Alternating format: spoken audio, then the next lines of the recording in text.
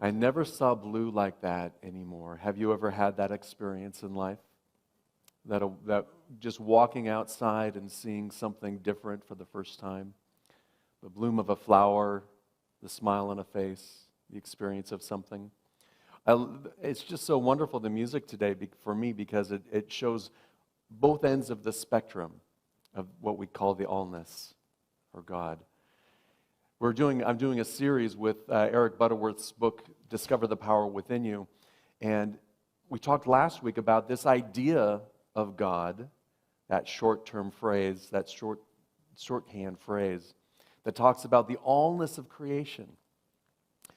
It talks about, everything from the very personal experience that we might have of that Deborah sang about, that personal experience of faith, that personal comfort, to that which transcends all of it, the allness of everything. As Butterworth says, God is in you like the ocean is in the wave. There's no separation.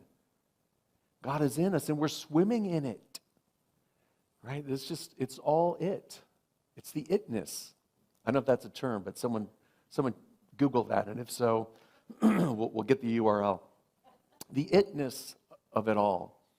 And that because God is in you like the ocean is in the wave, you are it. Okay, everyone take a nice deep breath. It's okay. You are that expression of it. You are here as individually to express that. And that's what we talked about last week. And I love that idea of the Marvel super villain, but I'm going to change it to the adverse ego. The adverse ego, because the other half of our ego is that beautiful, Sunday, Sunday, Sunday in you. So we're not going to squash that. So there's the ego is here to serve that higher consciousness. That's essentially what the first 6 chapters talked about in Discover the Power Within You. Yep, there's your Cliff Notes, your John Notes. So today we're going to talk about chapter 7 only. Well, not really, but the idea of chapter 7 is your thought is your life.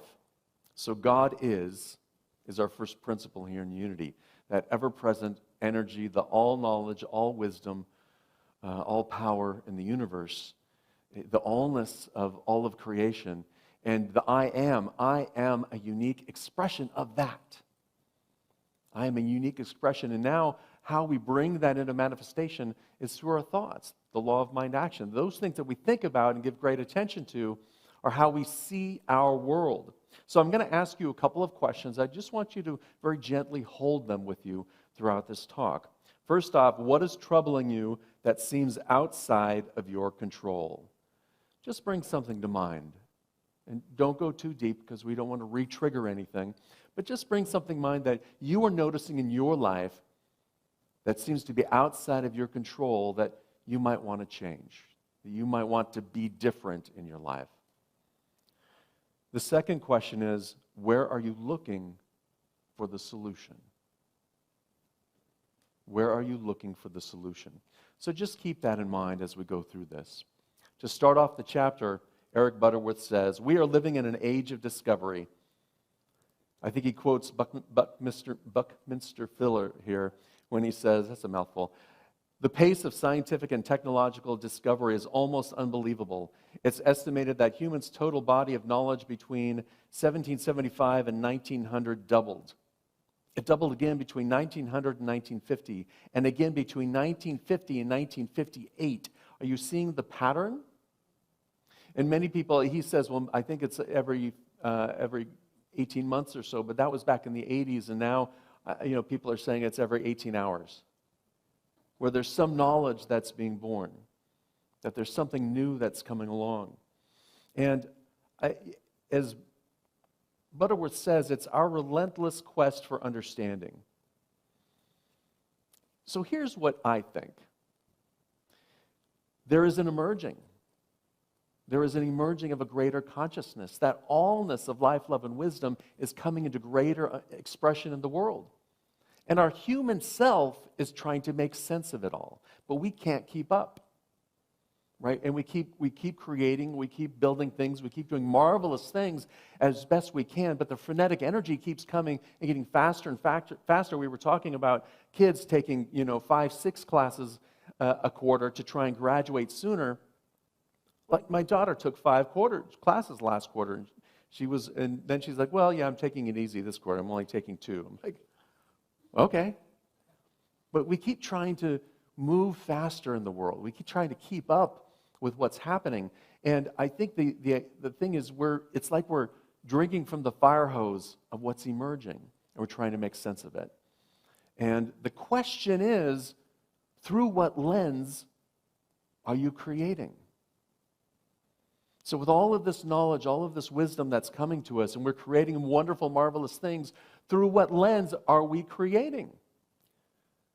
Most of us, most of humankind, is creating from what Ken Wilber might call a first-tier consciousness. Is creating from a consciousness. The way I like to put this is, first tier is first person, and it's me. It's about me, me, me, me, me. It's a me consciousness. So I'm going to create things that, yeah, you'll like it because I like it, right? I'm going to create things that are going to help the business. Yes, it helps society, but it's really, behind it, it's about me. Even when we're trying to help and support other people, right, within that first-tier consciousness, we may rise to the understanding of we need to do something about that big concern that you're holding on to, that global concern. We need to do something about racism. We need to do something about inclusivity. We need to do something about the weather. We need to do something about the pollution in the atmosphere. We need to do something about how we're using up our resources, right? Or is that just me? Did I just pick up are you not reading the news? So there's this constant, we've got to do something, but we're still trying to solve it from a me perspective. And I think that what's emerging is a second-tier consciousness, as Ken Wilber calls it. And the way I like to define that is, we have this consciousness of this idea of oneness, yeah? Anybody heard of it? If you've been here, you've heard of it. And if you listened this morning, that's what this idea of you're one with Spirit. You're one with the allness of life, love, and wisdom. That energy is within you. And that's part of you. And then there's the embodiment of it. Right? Then there's the actual living from that. Then there's the understanding of you and me being the same thing. Stardust, whatever you want to call it, energy. That you and I, regardless of what our outer appearances are, regardless of how we grew up, but we're the same, we're one in spirit. We're each part of that universal whole. And so it's embodying that oneness idea. And that's why I like to call it the allness, because oneness, it makes perfect sense to me when I'm thinking about I and the allness of life, right? Me and God. There's a oneness there. And then this is the allness, in which is still God. And yet we have the opportunity to express it differently and to emerge and to allow that consciousness to emerge. Hey, what's going on over there? To allow that consciousness to emerge gracefully. The allness is, it's the allness. So Butterworth says, over 2,000 years ago, the master teacher Jesus was experiencing this, was demonstrating this, and was teaching this. Was teaching the allness of life. Was teaching his oneness with Spirit. For he said, the kingdom of God is within. And he said, the kingdom of heaven is at hand. And Jesus was a master at metaphor, always teaching at the level in which his flock, his congregation, was listening. The kingdom of God is within you. And the kingdom of heaven is at hand. And so the kingdom of heaven, as Butterworth explains, is not a time or a place or a thing outside of us in the future, not something that we go to when we die, but rather a state of consciousness here when you live from your oneness with Spirit. When you live from that understanding that you are one with the allness of life, then you are looking through and expressing that kingdom of heaven in the things that you do and you say. Until we put that lens of me on, right, the adverse ego. And then that's where we see shades of gray. We see shades of evil in the world, what we're calling evil, and it's really just a yearning to get back to our oneness, our wholeness with God. Eric Butterworth says, Jesus crossed the frontier of the mind and discovered a new world within himself. He realized that man has the responsibility of keeping his mind stayed on God so that the heaven of innate possibility can unfold into expression. He realized that the mind is the bridge between us and the infinite.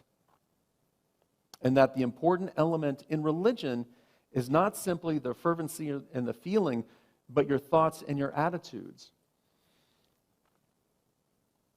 Because I think at this time in our human awareness, we're so caught up in the rites and the rituals.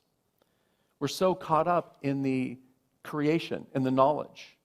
We're so caught up in that finite aspect of it that we forget that all of those rites and rituals are there to help you experience the allness.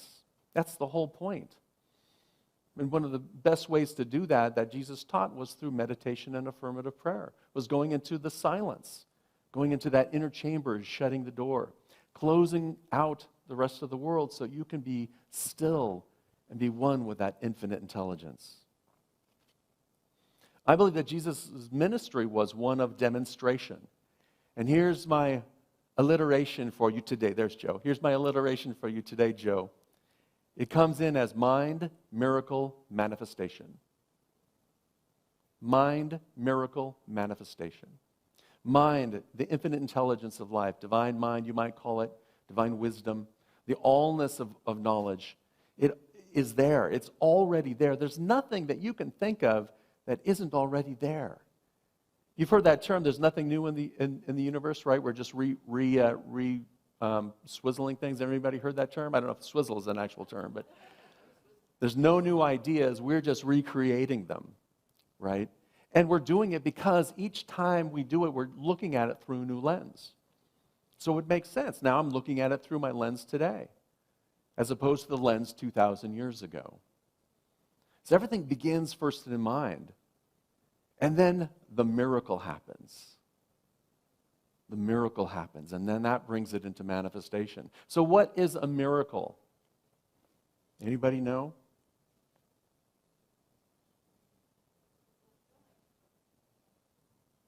Oh, well, say it with enthusiasm. A shift in thinking, a fulfillment of divine plan, an unexplained phenomenon. Here's what Charles Fillmore, here's the right answer. Only if you are becoming a Unity minister or a licensed Unity teacher need you remember this word by word, Joe. A miracle, an event or an effect in the physical world beyond or out of the ordinary course of things, deviating from the known laws of nature or transcending our knowledge of these laws. Okay, he was quoting Webster there. You know Webster? The dictionary people? That's what it is. It's something beyond our understanding. That's simply it.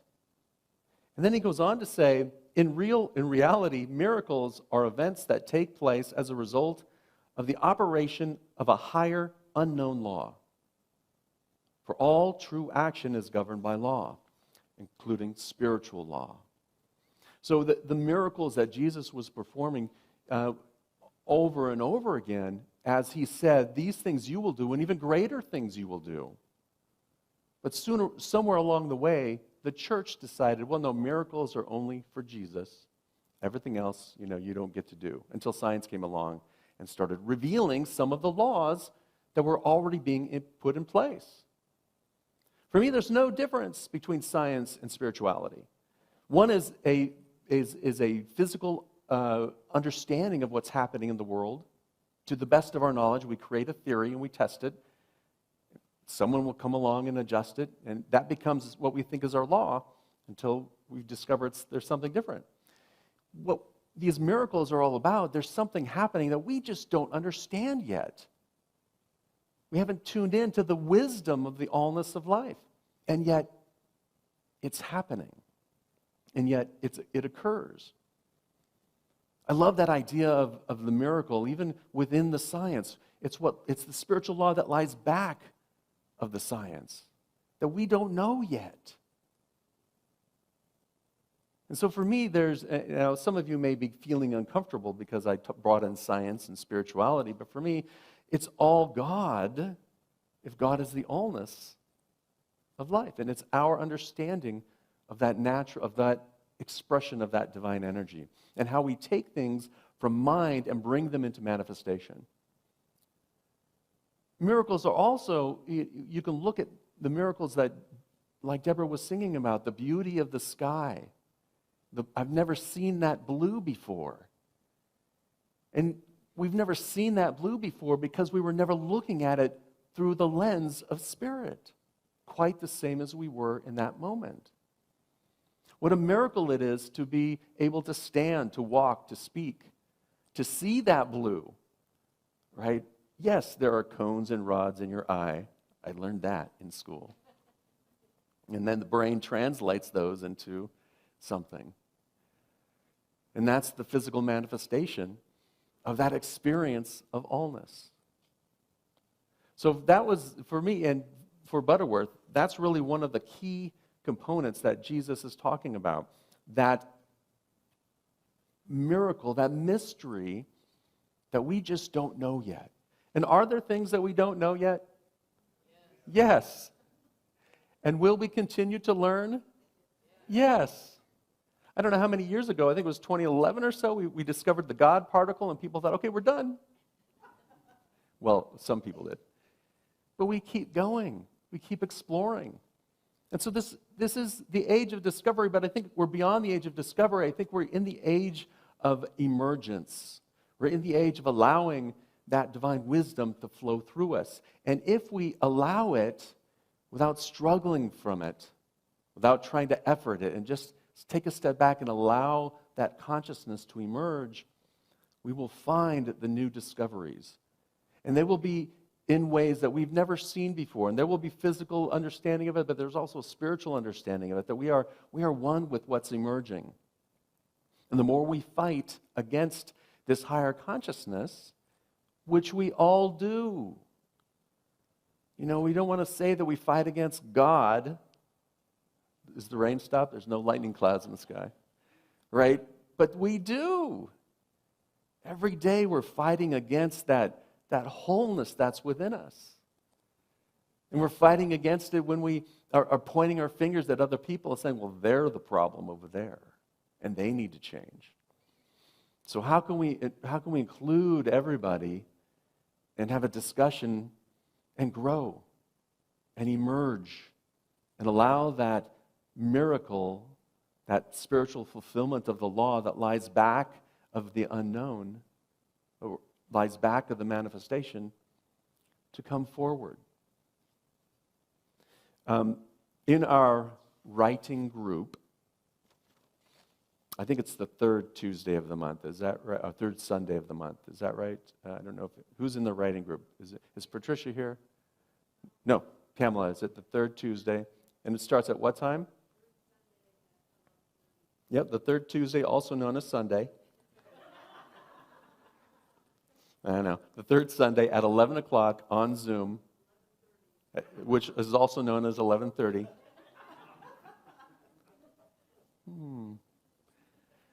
It'd be a miracle if I get these times right. The third Sunday at 11:30 on Zoom is a writing group. And the writing group comes together. They're self-directed. They determine their topics. And I think the last topic was miracles in February. Is that correct?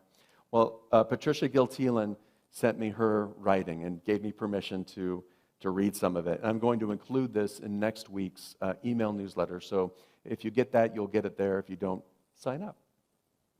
But here, I thought this was a perfect experience of this idea of miracles, of having that miracle mindset. One of the essential elements of miracles is connectedness. Nothing happens without a connection.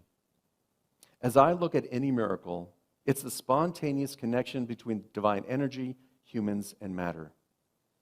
The combination brings it to its fruition and its miraculousness. The interconnectedness of everything and the power in the form of energy, often called love, can make miracles happen everywhere at any time. They happen the most when we create a world with supportive and uplifting people focused on the energies that surround us and move us. Being fully inclusive, defining nothing as bad or good, continually including everything, and allowing my energy to resonate with the energies around me. I choose to recognize all the energies to the best of my ability and just to allow them to be a part of my experience and reality. I accept everything, and this opens me up to see more miracles. There are miracles happening every day within you, around you, the miracle of life. And if you can take that mindset as you move through life, then you will be looking at your experience of life differently through a different lens. You'll be looking for the mystery, the magic, the unfoldment of life. You'll be looking for the good and the grace in every experience.